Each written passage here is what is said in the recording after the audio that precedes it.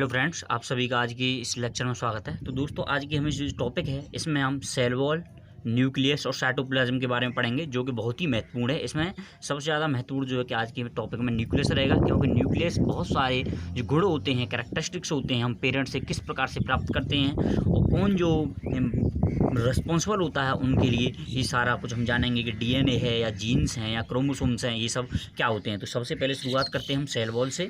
तो cell wall क्या होती है दोस्तों, जैसा कि आप डायग्राम में उधर देख सकते हो कि सेल वॉल ये आउटर मोस्ट लेयर होती है किसकी, प्लांट सेल की।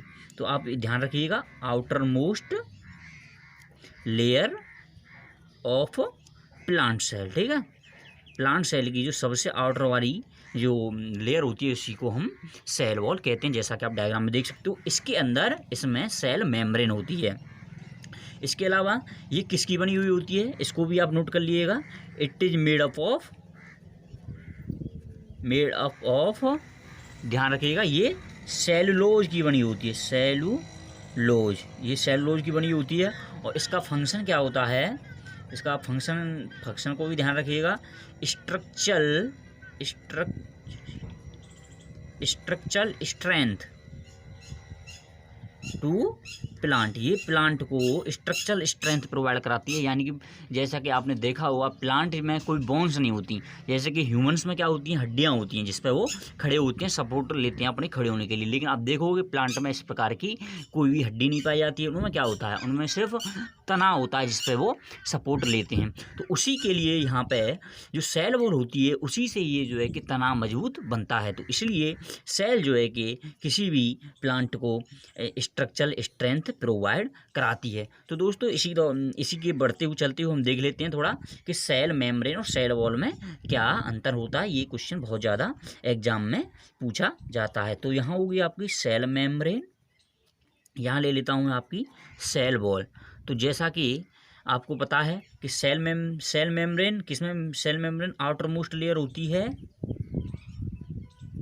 आउटर मोस्ट ऑफ किसकी, एनिमल सेल की, ठीक है, आप ध्यान रखिएगा। और ये आउटर मोस्ट लेयर किसकी होती है, प्लांट सेल की, ये आपकी प्लांट सेल की होती है, ठीक है, ये आपको ध्यान रखना। इसके अलावा इसका फंक्शन क्या होता है, सेल मेम्ब्रेन का रेगुलेट करती है ये एक्सचेंज या एंट्री और एग्जिस्ट, यानी कौन एंट्री करेगा कौन एग्जिस्ट करेगा, रेगुलेट एग्जिट और एंट्री ऑफ सब्सटेंस, ठीक है। और यहाँ पे सेल वॉल का क्या फंक्शन होता है, सेल वॉल का मेनली फंक्शन होता है कि स्ट्रेंथ टू प्लांट, ये प्लांट को शक्ति प्रोवाइड कराती है। इसमें आप तीसरा नंबर देखोगे, ये सेल मेम्ब्रेन किसकी बनी हुई होती है, it is made up of lipid and protein, ये लिपिड एंड प्रोटीन की बनी होती है। जबकि आपको ये देखोगे सेल वॉल, ये आपकी सेलुलोज की बनी हुई होती है। इसके अलावा ये आपके जो है कि मेन इसके फंक्शन हो सकते हैं। आप डिफरेंस करोगे तो आपको एग्जाम पूछा जाएगा, बड़ी आसानी से कर सकते हो, आपको इसको ध्यान रखना है। तो चलिए सेल वॉल से आगे अब हम चलते हैं कि न्यूक्लियस के बारे में पढ़ते हैं कि न्यूक्लियस क्या होता है। तो न्यूक्लियस देखो, इसको भी आप देखिए दोस्तों, जैसा कि आप देख सकते हो, न्यूक्लियस आपके सेल के ये फाउंड होता है, कहाँ पाया जाता है, in the centre of cell, found in centre of cell, ये सेल के सेंटर में पाया जा सकता है, जैसा कि आप इस डायग्राम में देख सकते हो, उधर आपको क्लियर दिख रहा है इसमें। अच्छा, आप देखोगे अब आपको देखना है कि न्यूक्लियस के अंदर क्या पाया जाता है। तो न्यूक्लियस के इनसाइड न्यूक्लियस के इनसाइड देखोगे तो आपको यहाँ पे मिलेंगे क्रोमोसोम्स, यहाँ पे देखो एक्स टाइप के दिख रहे होंगे आपको, डायग्राम में देख सकते हो, ऐसे ऐसे, इन सभी को हम क्रोमोसोम्स बोलते हैं। ये न्यूक्लियस के अंदर पाए जाते हैं। अच्छा, क्रोमोसोम्स के अलावा अब इसमें क्या देखना है, क्रोमोसोम्स फिर किससे बना हुआ होता है, क्रोमोसोम्स बना हुआ होता है, आपको यहाँ ध्यान रखिएगा। Chromosomes are made up of DNA and proteins, ध्यान रखिएगा। देखो न्यूक्लियस के अंदर क्रोमोसोम्स, और क्रोमोसोम्स किससे बना होता है, ये डीएनए और प्रोटीन से बना होता है। डीएनए का फुल फॉर्म होती है डीऑक्सी राइबो न्यूक्लिक एसिड, आप इसको ध्यान रखिएगा, डीऑक्सी राइबो न्यूक्लिक एसिड, ये इसकी डेफिनेट फुल फॉर्म होती है, कई बार एग्जाम में पूछी जाती है। इसके अलावा ये प्रोटीन्स हो गई।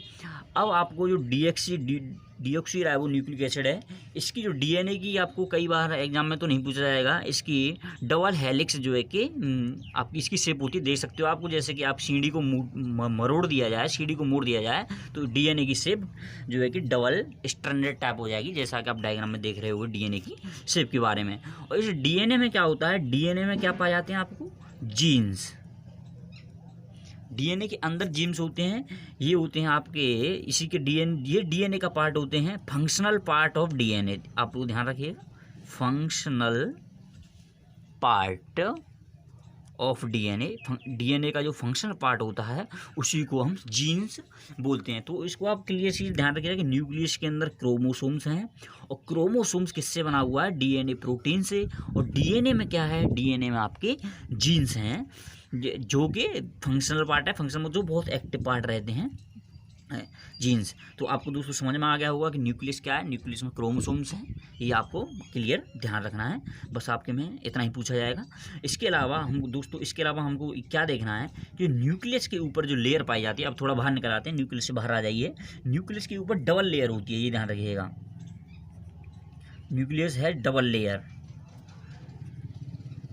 पूछा जा सकता है आपको, एग्जाम में भी पूछा जा सकता है, डबल लेयर, जिसको क्या बोलते हैं, इनको न्यूक्लियस मेम्ब्रेन। इसका भी काम क्या होता है, देखो मेम्ब्रेन का पार्ट जैसे सेल मेम्ब्रेन थी, उसका भी क्या काम था कि ये भी रेगुलेट करती है किसी भी मटेरियल को in and out, regulate in and out of the nucleus, के न्यूक्लियस के अंदर क्या जाएगा, न्यूक्लियस के बाहर क्या रखना है, ये आपका काम होगा न्यूक्लियस मेम्ब्रेन का। इसके अलावा जिसको कुछ जो है कि जैसे कि कुछ आपके जैसे बैक्टीरिया हैं, तो उनमें क्या होता है, जैसा कि आप डायग्राम में देख रहे होंगे कि ये आपकी सेल है, तो सेल के अंदर यहाँ न्यूक्लियस है, यहाँ आपकी क्या है, न्यूक्लियस मेम्ब्रेन है। तो कुछ जो बैक्टीरिया होते हैं उसमें ये आपकी न्यूक्लियस मेम्ब्रेन क्लियर नहीं रहती, यानी कि उसको कह नहीं सकते कि न्यूक्लियस मेम्ब्रेन है या नहीं है, यानी कि उसका न्यूक्लियस और जो बाहर का मटेरियल में कोई डिफाइंड लोकेशन नहीं है कि यहाँ न्यूक्लियस है, यानी कि उसमें उसकी मेम्ब्रेन जो है कि क्लियर नहीं होती।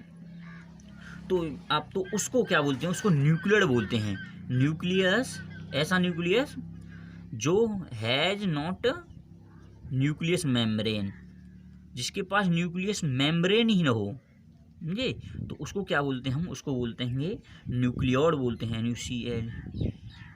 उसको न्यूक्लियोड बोलते हैं। और ये जो न्यूक्लियोड होते हैं जिनके न्यूक्लियस के पास मेम्ब्रेन नहीं होती, ऐसे ही जो भी जीव होते हैं उनको हम बोलते हैं प्रोकारियोटिक सेल्स कहलाती हैं। आप इसका ध्यान रखिएगा, बहुत इंपॉर्टेंट है। जिसमें न्यूक्लियस की जो है कि चारों तरफ मेम्ब्रेन ना हो, उनको हम प्रोकैरियोटिक सेल्स बोलते हैं।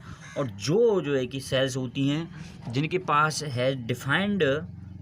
क्लियरली डिफाइंड क्या है, मेम्ब्रेन है, जिनके न्यूक्लियस की चारों तरफ मेम्ब्रेन होती है, उसको हम बोलते हैं यूकारियोटिक। ध्यान रखिएगा, आपको इसका भी दोनों सेल्स के बारे में अंतर भी पूछा जाता है कि प्रोकारियोटिक सेल्स क्या हैं और यूकारियोटिक सेल्स क्या हैं। तो आपको सिंपल सा बता देना है, जिसके न्यूक्लियस के चारों तरफ मेम्ब्रेन है वो आपकी यूकारियोटिक सेल्स है, और प्रोकारियोटिक सेल्स में नो मेम्ब्रेन। आपको ऐसे ध्यान रख सकते हो, इसमें नो मेम्ब्रेन है और ये है, इसमें होती है आपकी मेम्ब्रेन। तो दोस्तों आपको समझ में आ गया होगा कि न्यूक्लियस से अंदर क्या होता है, और प्रोकैरियोटिक और यूकैरियोटिक सेल्स, ये आपकी इसमें सबसे ज़्यादा इंपॉर्टेंट है, इसको आपको ज़रूर ही ध्यान रखना है। इसके अलावा आपको अब देखो, मैं दोस्तों आपको साइटोप्लाज्म के बारे में बता दूं, ये कोई ज़्यादा इंपॉर्टेंट टॉपिक नहीं है, ये बहुत ही आसान है, इसको आप 2 मिनट में अभी समझ लोगे। साइटोप्लाज्म क्या होता है, इट इज़ द फ्लूइड। ये क्या होता है, फ्लूइड यानी पानी टाइप का लिक्विड होता है। It is the fluid inside the cell, यानी सेल के अंदर जो भी, जैसे कि यहाँ पे आप, जैसे कि ये आपका न्यूक्लियस है, ये आपकी सेल मेम्ब्रेन है, तो यहाँ पे जो इतना इधर इधर आपका जो भी लिक्विड भरा हुआ है, तो जो भी लिक्विड टाइप भरा हुआ है उसको हम क्या बोलते हैं, उसी को हम साइटोप्लाज्म कहते हैं। और इसी साइटोप्लाज्म के अंदर बहुत सारे हमारे ऑर्गेनेल्स पाए जाते हैं, जिसके बारे में हम आगे पढ़ेंगे। जो अगले लेक्चर में आपको बताऊंगा कि साइटोप्लाज्म के अंदर क्या क्या ऑर्गेनल्स पाए जाते हैं। साइटोप्लाज्म में कुछ ज़्यादा इंपॉर्टेंट नहीं है, एक फ्लूइड होता है बस, ठीक है।